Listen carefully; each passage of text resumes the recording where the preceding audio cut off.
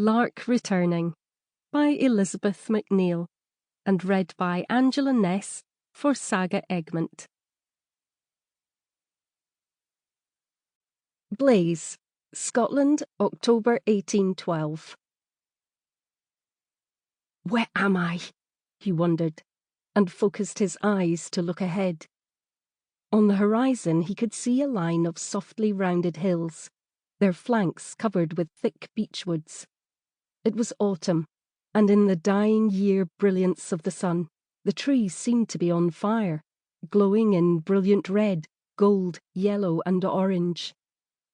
Perhaps it would have been better if he had died among the sun-baked lavender bushes on the plain outside Ciudad Rodrigo. For death in ambush would not be as shaming as the months he had spent as a prisoner, handed over by the Spanish to the British. Blaise Chardonnel was a very proud Frenchman, and the shame of being taken a prisoner by the boorish British bit hard into his soul. He had nothing but contempt for his new captors. With 200 other prisoners of war, he had arrived at the port of Leith and disembarked in front of the usual jeering crowd of loafers on a stone jetty lined along one side with stinking alehouses. "Here's another frog. Oh my, this is a bonny one, isn't it? Look at his fancy jacket. Hey, froggy, where did our lads get you?" cried a group of ragged women as Blaise marched down the gangplank, deliberately straightening his shoulders as he went. The march up a steep hill to Edinburgh was even more shaming, because women and children lined the route, waving flags and chanting insults.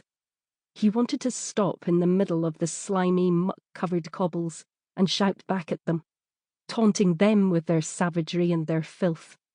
But he stared ahead, blank-eyed, trying not to hear their voices. Yesterday they had stopped for the night at Valleyfield, about 2 hours' march out of Edinburgh. There, penned up like animals in stone sheds, were many Frenchmen, some of whom he knew and had fought alongside in Spain. But his own journey was not yet finished. With 90 other officers, he was selected to march on for 30 miles more, into the southern hinterlands of Scotland, to a town called Melrose.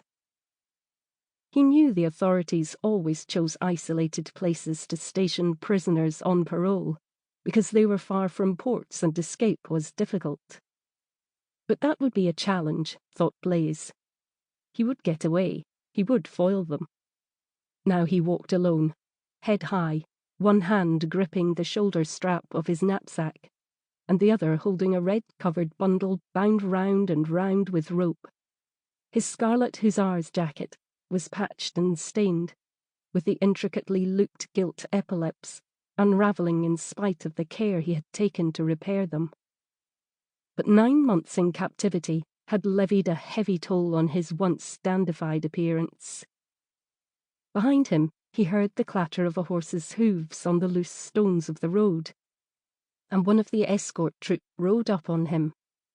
The man leaned down from the horse's back and pushed at Blaise with his long staff, yelling, "Get a move on! Keep up with the others!" "Don't touch me, you peasant!" he spat out in French, using his bundle to thrust the stave aside. The man on the horse did not understand what the prisoner was saying, and for a moment he contemplated bringing the stave down hard on the Frenchman's dark head. But there was something in the eyes staring back at him that intimidated the guard, something that warned him against violence or bullying. He drew back his arm and said gruffly, before riding off, "Just keep up, that's all. Keep up with the others." It was dark as he stumbled up the slow rise of a twisting street, lined with houses, to a square, and a market cross, where a brazier was burning, and a group of men awaited the new arrivals. French voices greeted him. "Welcome, brothers. Welcome, citizens. Welcome to Melrose. You've come to the best place to be a prisoner."